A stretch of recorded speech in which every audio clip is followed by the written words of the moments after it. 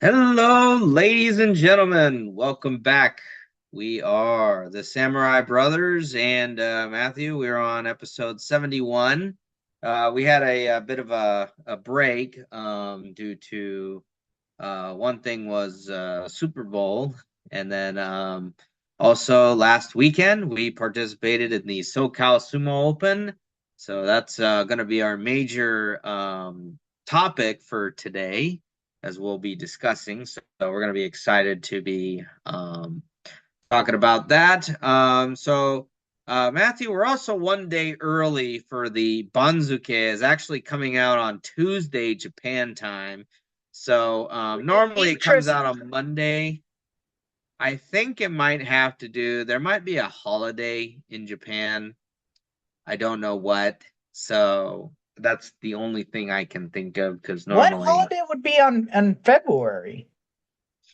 I don't know. I mean, I can always check. It's not any New Year's related activity because Yeah. the Oniwatsuto thing was a couple weekends Ah, ago. it's the emperor's birthday. Oh, there you go. Yeah, that's The that's the a the pretty. the day why well, and to be fair, he's only been emperor for He's been emperor for I think it's 5 or 6 years. I think 2019 was when the Reiwa era started. So but regardless of any time we were in Japan, it was the Heisei emperor's birthday. yeah, which was December 23rd. Yeah, so Anyway, well, yeah, that's interesting. So yeah, that's why the Banzuke is coming out a day later than normal, so we will go over predictions today. For the what is do they have a holiday for the UK for now Charles's birthday? you got me. We're not really British. I mean, we do have British origins, but our More Scotland related. yeah, our fascination with British or UK culture is not as prevalent as Yeah, Japanese. it's very ancestral versus Japanese.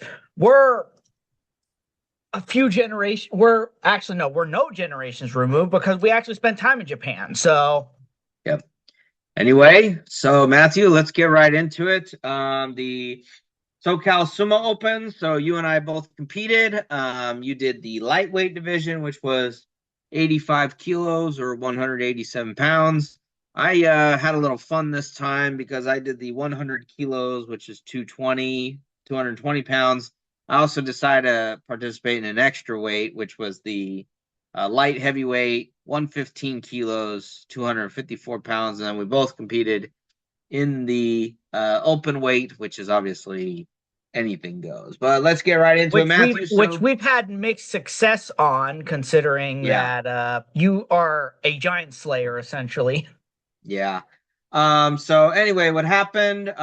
So tournament organizer JJ of Hano Sumo decided to, I guess, just because of making things a little bit more fun for everyone and the fact And the that surprising lack of participation, which is yeah, compared to last year, well, here's an interesting thing. Lack of participation in terms of domestic, but in terms of international, I think we had the most international competitors. well, we had the two wrestlers from Japan, and then And the we UK also girl. yeah. So I'm I not sure if we can include Mrs. Ponsetto because even though she's Canadian, she she didn't lives compete. here. So anyway, so yeah, I think the I meant in the participation was about the past. same. I meant Yeah. in the past with her because I don't think she competed last year. Did she? I don't know. Yeah, whatever. Anyway, so there were eight wrestlers in the lightweight match. So you had 7 matches. So Matthew, just give us a rundown how you did in those Well, the matches. first three matches I did very well. Then I started going through the murders row, which included visiting Japanese sumo wrestler Yu. What was his last name? Kurita. Yeah, Yeah, Yu Kurita. yeah, Yu Kurita. Black Cat Sumo founder and former D1 wrestler Evan Robinson, and my student Tim Lindsay. Yeah, actually, funny thing was, if you remember Alan, from formerly of Cal State Fullerton Wrestling, he recognized when he was watching the live stream, he recognized Alan and or not Alan, Evan. And Evan wrestled for Clovis. Yeah. So, So he's that's, from the Bay Area nowadays. yeah. But so, yeah, you kind of did have a tough gauntlet in the second half. So, let me see. You matched up with Caleb Azur from Hanu. Then you had Junta Onuki from the Waseda University Sumo Club. And, Junta is, he gets out there where he can. And then I think the best match that you had of the day was against Max Kumiski from the Black Cat Sumo Club. Also the proprietor owner of Chiki Sumo, which is they sell sumo related merchandise. So Including the only US manufactured mawashis, well, large scale. Because yeah. So I this think is people make their own mawashis when possible because it's actually more affordable to just buy them wholesale and make your own. But yeah. So this is an unpaid plug to Chiki Sumo. Check out their store when our viewers have the chance. And then yes, then you had Tim, and he kind of overpowered you at the end of the match, and he I was knocked you out. hoping that by the fact that he went out first, that they would have given it to me, but I guess they went dead body roll because I Yeah, was they gave the kind of dead already body falling roll. out. And then you had Yu Kurita, who is he's a pretty good wrestler as far as The problem with him was that because I'd seen that he was good on um belt sumo, I was gonna try to go tsubari, but he did exactly what you're supposed to do to counter a tsubari, which is grab the because you're dependent on that. So if you go right. wide and just grab upwards, and he did that and pushed, and I just didn't have time to recover. Yeah, so definitely he was the best wrestler in that weight class because obviously he ended up winning the weight class. But and then you also so that was the one you had with Genji. I beat Kind him of a before this is one of those situations where I realized I need to work on that because I lost 2 or 3 matches at the US Open via the same thing where I was pushing the guys out and then they did the over shoulder throw and I landed first. yeah, yeah. And So then same thing happened with Genji. So obviously the last one you had Evan. yeah, who just did a snap down. Yeah. Always a tough match, with Evan, because he's a very he goes straight forward and stuff. But still, 3 wins for the day. Fourth overall. 3 wins overall. Obviously you had tough showing, in the open Well, weight and as well. also I think that's the most wins I've ever gotten in a tournament. Yeah. But So you and had the three wins I got were impressive because the yeah. first guy I went against, I felt like I was in control the whole time, and um I don't know. Would you say that was a Yorikiri win? Against The first guy, you said his name was. Caleb. Yeah. Yeah. That should have been. Yeah, I think so. Well, Obviously and they then don't. with you, I went or no, not you. Went against Genta. Mhm. Uh, Basically, once I got the Mawashi, I knew I was pretty set, but he was putting up a good enough fight that I was just like, you know what? Instead of, you know, pushing him out, I've got control. So I did that, I had his, Mawashi with my left, and then I basically did a collar tie and Right. end up just pulling. I was trying to like flip him, but I ended up just doing a straight like just pull down, and then I won. And then of course with the cheeky who's the cheeky sumo guy? That was Max. Yeah, with Max it was the double under throw. Yeah. And then in the open weight, you had to go against Maverick Thompson, who his name is going to come up later in discussion. You ended up losing that, and then you had to go against Tim again, so tough match. I was. Yeah, Tim was more dominant in that one. With Maverick, I felt like I was in control until I wasn't, aka when he just lifted me. Yeah. In fact, he won by a tsuridashi, so Yeah. that ended up being tough match for that, obviously. And so I think your record for the day was 3-6, but that's still quite impressive, with the obviously I think the that format was pretty nice with doing Yeah, the I round was worried robin. that I was worried because I hadn't practiced in probably about a month. Well, not formal practice. I'd done certain exercises here and there. I was worried that I was gonna have a cardio issue, but I actually felt like I felt like I was properly warmed up towards the end, even though we didn't, done warm-ups before. Yeah.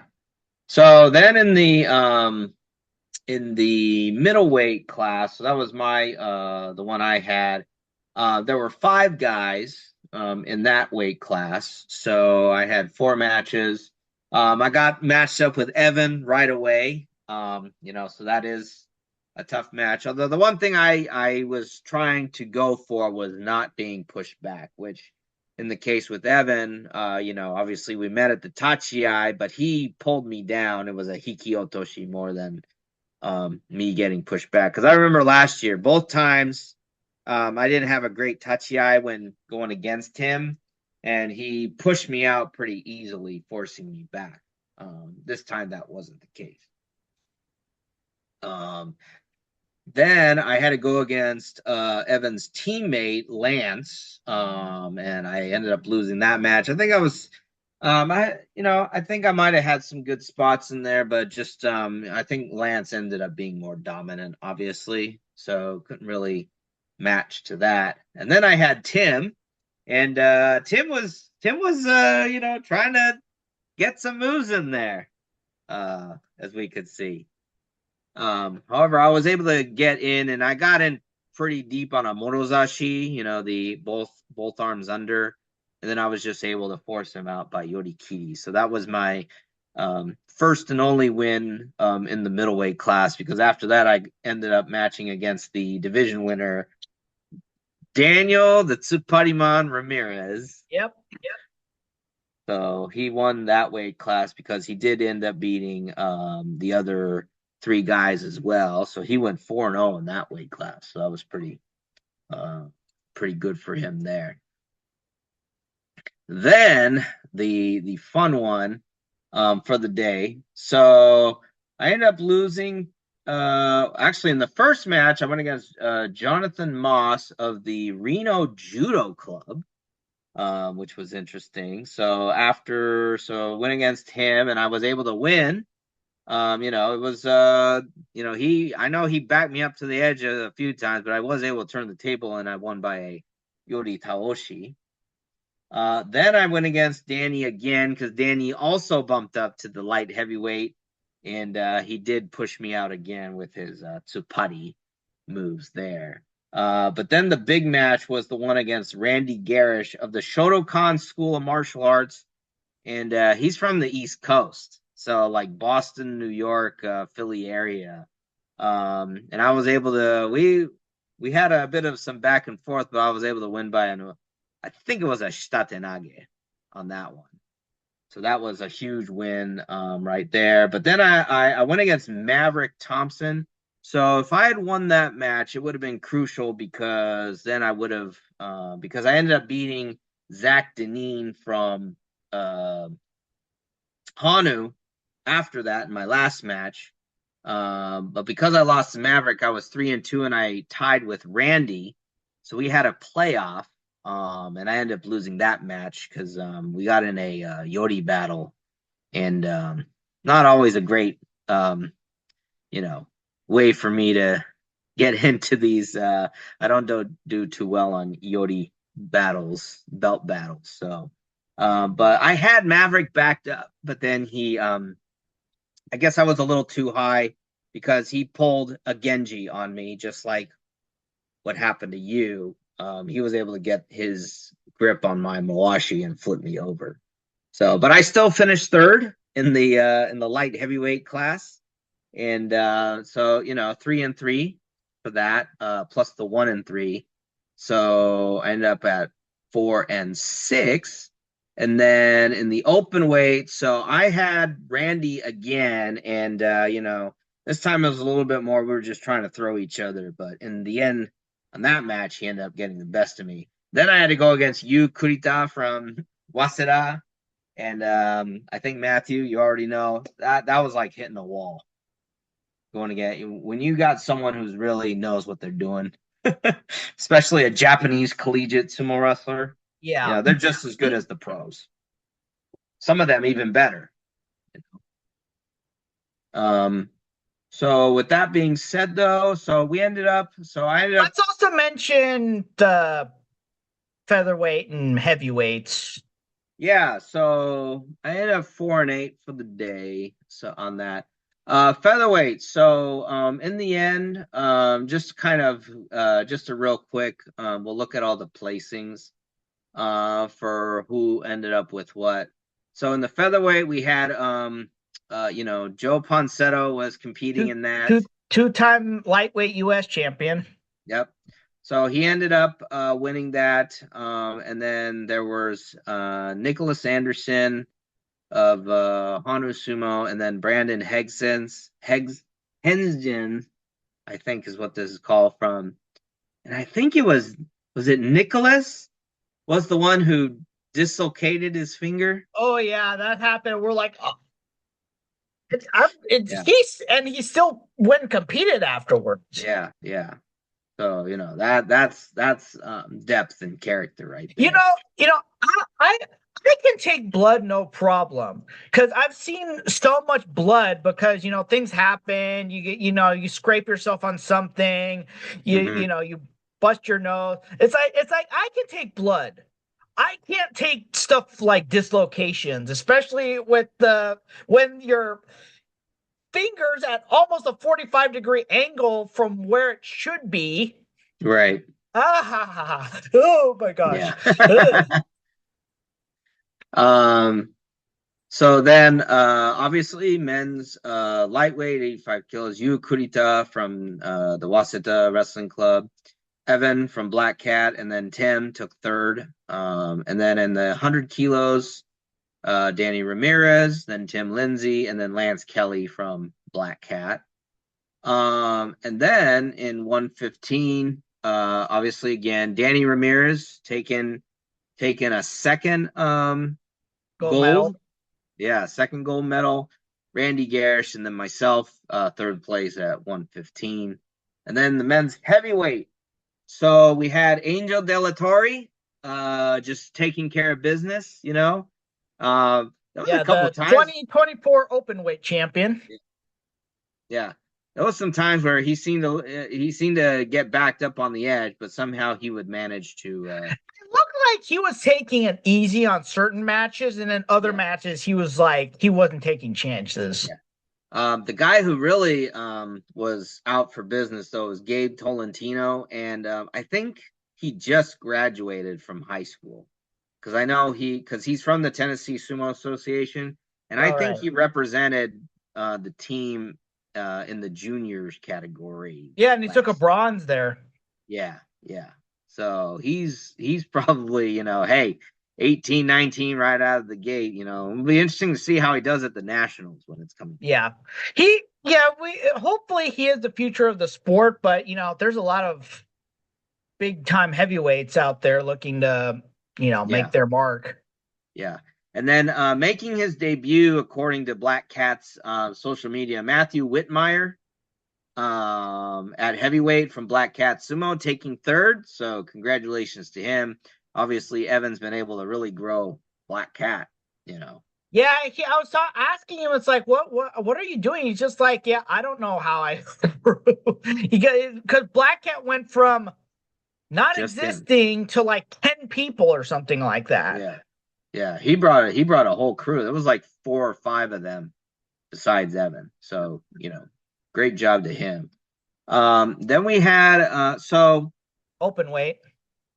yeah, the open weight for men's ended up being Was the only division that they did yeah, they did the a normal normal double double elimination elimination tournament. bracket because Angel took first. Not surprisingly, he did have a match with you from Waseda, and definitely wasn't sometimes, taking any chances. yeah, sometimes it's just, hey, even if you're a good small guy, if you got a guy who's pretty sharp about, tricks and stuff like that from a lightweight guy, then, and Angel's one of those guys where, he's been down that road before. So him winning is not surprising. But then Matthew Whitmire, again, shining out and taking the silver. In fact, the thing about it is that in the match that sent him to the final, Randy Garish from the Shotokan School of Martial Arts, he had Matthew because he was able to get around him and he was trying to force him out. Unfortunately for Randy, I had a discussion with him, and he used to wrestle like us, and because he was telling me how when he was going against me, he's like, oh, that I seemed like a wrestler because I wouldn't let him have my legs. And I think it was kind of just in that match between Randy and Matthew. I think Randy's wrestling skills, or just instincts kind of kicked in, because he ended up going to his knee before he forced Matthew out. So that ended up being the how would I say? Yeah, when you're a mat wrestler, like coming from wrestling background or judoka or whatever, you've got to, when you're in sumo, you got to kind of have to try to deprogram that part of your skill set. Yeah, so it's kind of an anticlimactic result to that match. But hey, good for him though, being able to take third in that weight class. That's, because obviously open weight is probably actually tougher. That British gal asked both of us if we had a judo background. They're like, no, we came from a wrestling background. So the women's weight class, they ended up with they only did 2 weight classes. There is another weight class on here, but I think they repurposed that to youth or juniors weight class, because even though it says women's 65, I think they repurposed that weight class to a juniors weight class. But anyway, so the only specific women's weight class. That Melody one. Yeah. They had a women's 100 kilo, or actually it was a heavyweight. And there were 4 women. It was Kellyanne Ball, Christina Griffin-Jones, Vicky Lamb from the British Sumo Federation, and then Melody Brodowski from Hanu as well. So they basically had a 4-way round robin, and Kelly won gold there. Christina took second, and Vicky took third. Melody trying to do what she could to fight him, but she wasn't able to do that. But she was just out. Yeah, when you're going against, because her normal weight class is because she would have been in the 65 kilo weight class, but she decided to wrestle up, and good for her for trying to take on the challenges, in the female open weight, they just had, Kelly didn't compete in that. So it ended up being Vicky, Christina, and Melody. And Vicky was able to beat Melody and Christina in order to take the gold. in the open weight. And Yeah, good so for her, for making it yeah, all the way out here. yeah, good for her making it all the way out here and actually being able to Yeah. take more than a gold back home. Yeah. So good for her and that. So yeah, so that concludes the SoCal Sumo Open. We are at least our intention is to compete at the nationals, which will take place in Las Vegas. Hopefully things will work out for us in that sense. And just putting in the Yeah, I'm training. I'm I'm starting a new day job soon, so we're gonna see if I could get the time off. Yeah. So, just a lot of things that we have going. But I think it's gonna be good and interesting to see how we do. Because there's just more that can happen, obviously. So, but anyway, so thank you to everyone for obviously for cheering us on and stuff. And there's we'll see how that goes. But then we'll also have Oh, and then the you got U.S. a Open. special something I for do. you got a special something for at the tournament. Something Oh extra. yes. So then they did hand out the special prizes, like they do at the Pro Sumo. So the fighting spirit went to what's his name? The guy who broke his finger. Yeah. Since he, fought on, and that's definitely deserved in that case. And then Danny Ramirez to Padiman for his use of technique was awarded the technique award. And then I was awarded the outstanding performance because, again, my use of being a giant slayer.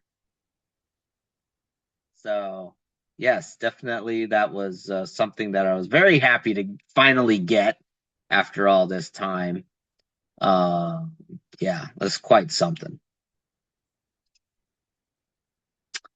Okay, well, with that being said, Matthew, since Banzuke isn't out yet though, but we both made picks. So let's get right into what we thought. And I would say that it's probably going to be all over the place as far as what the final picks are going to be. Right. So, and actually, our timer started, so that's what we're going to be talking about for today. So, we'll need to get right into it then. So let me see here. So my obviously the Yokozuna no Zeki picks are probably it's it is as it is. So there's not really a need to try and guess where those are going to be because they're pretty straightforward. And then it's just a matter of now we'll go into lower Sanyaku, obviously. So I have Hoshoryu on the east, Onosato on the west for Yokozuna, Aonishiki on the east, Kotozakura for west. Big no brainer. It's not even relevant because everyone gets that right. So hopefully you got that as well. Yeah. So Yeah.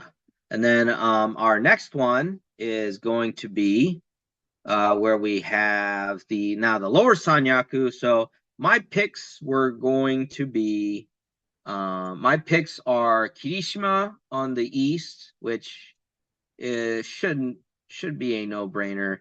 And then just Takayasu on the west. I don't think there was any records below that warrants forcing a third Sekiwake slot. yeah, I'm gonna agree with that. I don't think anyone did well enough to warrant but there being a third Right. yeah. Now, here's what I think. I think Wakamoto Haru is going to stay right where he is in the west slot, and I think Atami Fuji will jump him to the east slot. Now, you might be disagreeing with that. I do think Atami Fuji's gonna make Komosubi, but yeah, I don't yeah, I agree with you. I think they're gonna be flip-flopped. Okay. So that's where we are with that. Now, this one, I was a bit conflicted, but I decided to at M1. I don't think there's going to be more than two Komosubi. Yeah, Um, I agree with you there. It's there. I don't think there was enough. Now M1 is tricky. I think Wakataka Kage is going to be the M1 East, and I think Yoshino Fuji is going to stay right where he's at M1 West. I predicted flipped. Okay. And then I have Fujinokawa as the M2 East, and then I have Churanoumi as the M2 West.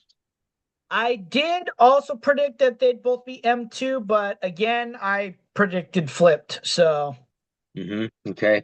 M3, I have Hirado Umi, and then on the East, Oho on the West. oh, we predicted exactly the same thing. Okay, that should be interesting. I think Daisho is going to stay where he is, even though he finished 7-8 at M4 East, and then Ichi Yamamoto at M4 West. So I did predict Ichi Yamamoto is gonna be at M4, but I think he's gonna be East. I think Daisho will drop, and I was predicting Ura on Mm, the West. okay. So M5, I have Koto Shoho, then Takanosho. I did predict Kakanosho, but I predicted him on the East, and I predicted Daisho on the West. I Mm. Koto Shoho, I predicted one rank below. M6, I have Hakuno Fuji, and then Abi. Well, like I said, I predict Koto Shoho is M6, Hakuno Fuji is M West. Okay. M7, I think Ura is gonna drop down to the east, and then I have Onokatsu at M7 West. That's kind of where we are at least realigning in terms of everyone being somewhere. I predicted Abi at M7 East and Onokatsu at M7 West. So Okay. from that point on, the Things the might get a little. So here we go. I got Toki Hayate East, Oshoma West for M8. I did predict Oshima West, but I predicted Tamawashi at M8 East. Okay. M9, I got Shodai and Oshomi. I predicted Toki Hayate as M9 East and Shodai as M9 West. Okay. M10, I dropped Tamawashi a little bit because of just where everyone's at. And then I got Gonoyama at M10 West. Yeah, so I predicted Shishi at M10 East and Gonoyama at M10 West. Okay. M11, I have Roga, and then I got Shishi. I have Asakoryu at M11 East and Oshomi at M11 West. M12, I have Asakoryu and Asanoyama. Okay. I have Doga at M12 East and Chiyoshoma as M12 West. Okay. M13, I have Fuji Seiyun coming up from Juryo, and then I have Chiyoshoma. M13, I've got East Asanoyama and West Nishiki Fuji. Okay. 14, I've got Nishiki Fuji and then Tobizaru. Okay. M14, I've got Kim Bozan and Midori Fuji. M15, I have Kimbozan and Mitake Umi. Okay. M15, I've got Tobizaru and Mitake Umi. And then M16, I have Asahakuryu and Midori Fuji. M16, I have Asahakuryu and Fuji Seiyun. Okay.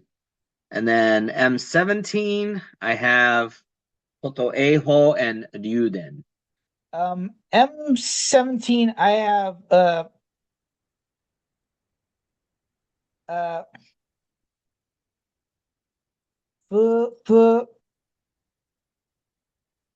man, I botched that spelling. Is it Fujiroga? Yeah, Fujidoga Mm-hmm. And then? and Koto Eiho. Okay. So a little bit of some differences here. obviously you're thinking that 3 people will drop down instead of 2. I think that it's only going to be Hatsuyama and Tomokaze dropping down. I think Ryuden will keep his spot, but hey, anything can happen. We'll be finding out in our next episode. Last thing to say is CIF State will be this weekend, this coming weekend from February 26th to the 28th. And the one thing that I should say before we end our podcast episode today is that Buchanan is probably looking like they are going to have a very good chance of winning. They won the Doc B tournament, which has traditionally been a indicator of who's going to win the state title. And then I looked at the CIF Central Section results. They qualified all 14. They had 7 champions, and their 2 worst finishers were in 4th place. How many does the Central Valley qualify for state? They qualified 10 just like the Southern section. So I think it would not be surprising if Buchanan takes the title. So last words, Matthew. We've got about 30 seconds before that. I guess the question would be how many are what's it called? How many is defending champions Poway taking? That's a very good question. That's something that we'll probably have to cover in the next episode once the conclusion. One thing, because of how close we are to Bakersfield, Dad and I have talked on and off about sometime going to state and actually watching it. Oh, and it is interesting because state's actually taking place in February this year. Normally it takes place the first weekend of March. Well, with that being said, we're going to have hopefully a lot of things to talk about in our next episode. We still got one piece to cover: the Banzuke, Sumo, and CIF State. So until next time, folks, thank you as always for tuning in, and we'll see you next time. Take care. Oh.